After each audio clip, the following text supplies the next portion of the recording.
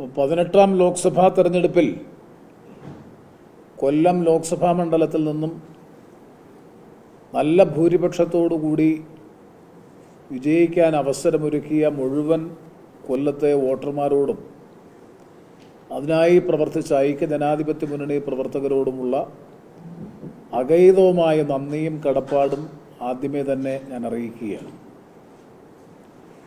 കൊല്ലം ലോക്സഭാ മണ്ഡലത്തിൽ നല്ല മത്സരമായിരുന്നു നടന്നത്.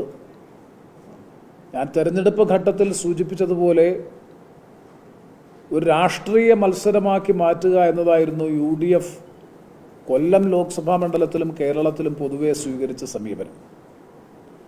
ദേശീയ തലത്തിലൊരു മതേതര ജനാധിപത്യ ഗവൺമെൻറ് അധികാരത്തിലെത്തുക എന്ന വ്യക്തമായ ലക്ഷ്യം, ആ ഒരു പൊളിറ്റിക്കൽ പോയിൻ്റാണ്, രാഷ്ട്രീയ വിഷയമാണ് കേരളത്തിലെ വോട്ടർമാരുടെ മുമ്പാകെ UDF പ്രധാനമായും മുന്നോട്ട് വെച്ചത്.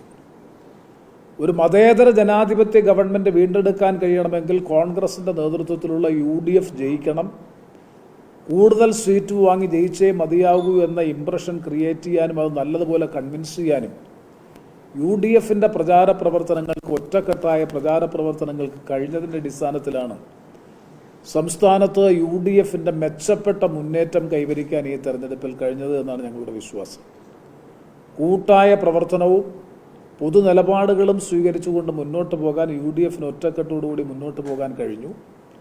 കൊല്ലം ലോക്സഭാ മണ്ഡലത്തിൽ തികച്ചും വ്യത്യസ്തമായി നിങ്ങൾക്കെല്ലാം അറിയുന്നത് പോലെ 2019 ആവർത്തിച്ച് അല്ലെങ്കിൽ ചെയ്ത അതേ ക്യാമ്പയിനാണ്, വ്യക്തിഗതമായിട്ടുള്ള അപകീർത്തികരമായിട്ടുള്ള ക്യാമ്പയിൻ തന്നെയാണ്, അപവാദ പ്രചരണങ്ങളിലൂടെയാണ് തെരഞ്ഞെടുപ്പിൽ അട്ടിമറി വിജയം നേടാൻ വേണ്ടി CPM പരിശ്രമിച്ചത്. അതിൽ വീണ്ടും ഞാൻ ജയിച്ചാൽ BJPയിൽ ചേരുമെന്നും പ്രചണ്ഡമായ പ്രചാര പ്രവർത്തനങ്ങളായിരുന്നു. തെരഞ്ഞെടുപ്പ് ആരംഭിക്കുന്നതിന് ഒരു മാസം മുമ്പ് തന്നെ ആ ക്യാമ്പയിൻ ആരംഭിച്ചു. വലിയ തോതിൽ ആ ക്യാമ്പയിൻ മർമറിംഗ് ക്യാമ്പയിനായിട്ടും അല്ലാതെയുള്ള പ്രചരണങ്ങളിലും ഈ പ്രാവശ്യവും തുടർന്നുവിട്ടു. അപ്പോൾ സാമുദായികമായ ധ്രുവീകരണം സൃഷ്ടിച്ചെടുക്കാനും മതപരമായിട്ടുള്ള ധ്രുവീകരണം സൃഷ്ടിച്ചെടുക്കാനും നടത്തിയ പരിശ്രമങ്ങൾക്കേറ്റ കനത്ത തിരിച്ചടി കൂടിയാണ് കൊല്ലം ലോക്സഭാ മണ്ഡലത്തിൽ തുടർച്ചയായി CPMന് ലഭിക്കുന്ന പരാജയത്തിൻ്റെ പ്രധാന കാരണമെന്നാണ് എൻ്റെ വിശ്വാസം. രാഷ്ട്രീയമായി പ്രശ്നങ്ങളെ പ്രതിരോധിക്കാൻ കഴിയാതെ വരുമ്പോഴാണ് സാമുദായികവും വർഗീയവും വ്യക്തിഗതവുമായിട്ടുള്ള അധിക്ഷേപങ്ങൾക്ക് തുനിയുന്നത് എന്ന് വേണം മനസ്സിലാക്കാൻ. എൻ്റെ അഭിപ്രായത്തിൽ ഈ തെരഞ്ഞെടുപ്പിൽ കേരളത്തിൽ CPM രാഷ്ട്രീയമായി 100% പ്രതിരോധത്തിലായിരുന്നു.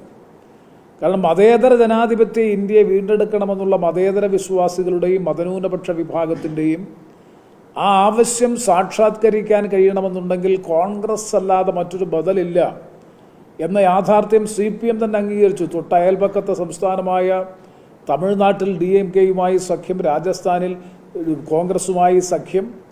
അപ്പം മറ്റൊരു യുക്തിസഹമായ വിശദീകരണം പോലും നൽകാൻ കഴിയാത്ത നിലയിൽ രാഷ്ട്രീയമായി CPM കേരളത്തിൽ പ്രതിരോധത്തിലായതുകൊണ്ട് തന്നെയാണ് വലിയ തോതിലുള്ള തിരിച്ചടി അവർക്ക് കിട്ടിയത്. രാഷ്ട്രീയമായി ഒന്നും പറയാനില്ലാത്തതുകൊണ്ട് പലപ്പോഴും മുസ്ലിം സമൂഹത്തെ കേന്ദ്രീകരിച്ചുകൊണ്ടുള്ള പ്രചാര പ്രവർത്തനത്തിനാണ് CPM നേതൃത്വം കൊടുത്തത്.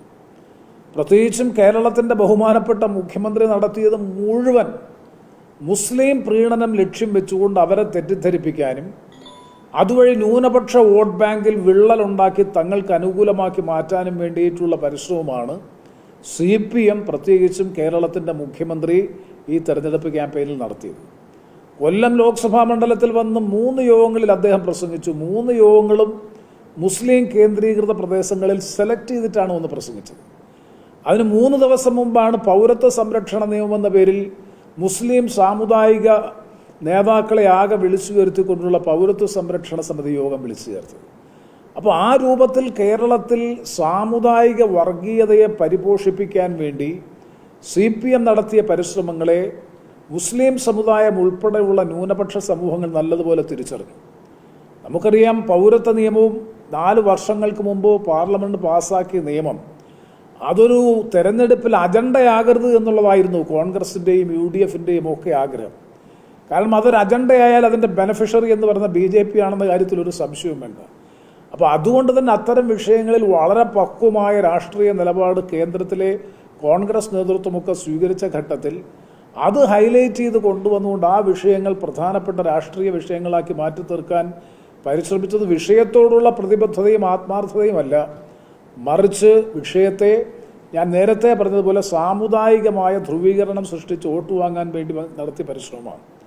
അത് ന്യൂനപക്ഷ സമൂഹം നല്ലതുപോലെ തിരിച്ചറിഞ്ഞതുകൊണ്ട് തന്നെ ന്യൂനപക്ഷ സമൂഹത്തിൻ്റെ ഏകീകരണത്തോടൊപ്പം തന്നെ ഭൂരിപക്ഷ സമൂഹത്തിൻ്റെയും പിന്തുണ UDF കേരളത്തിൽ ആർജിക്കാൻ കഴിഞ്ഞു.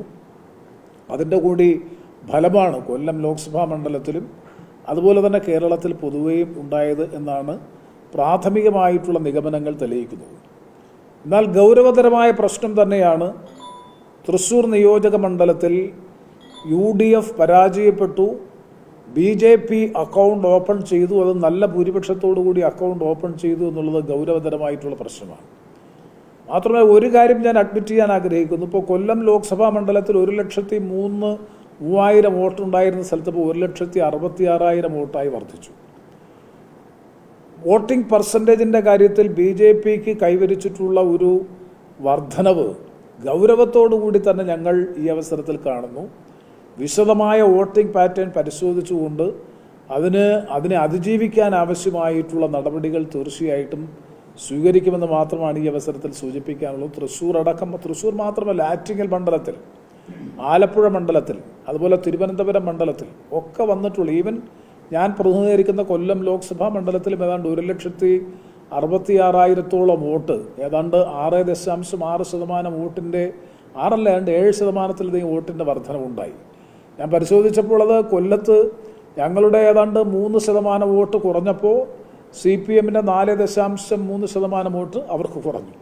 അപ്പോൾ ഈ ഒരു പ്രപ്പോർഷനിൽ UDFൻ്റെയും LDFൻ്റെയും വോട്ടുകളിൽ ചോർച്ചയുണ്ടായിട്ടുണ്ട് എന്ന കാര്യത്തിൽ ഒരു സംശയവും വേണ്ട. അതുകൊണ്ട് അതിനെ അതിജീവിക്കാൻ കഴിയുന്ന നിലയിൽ ശക്തമായിട്ടുള്ള പ്രവർത്തനങ്ങൾ തീർച്ചയായിട്ടും വരും ദിവസങ്ങളിൽ ഉണ്ടാകും എന്നാണ് എൻ്റെ പ്രതീക്ഷ.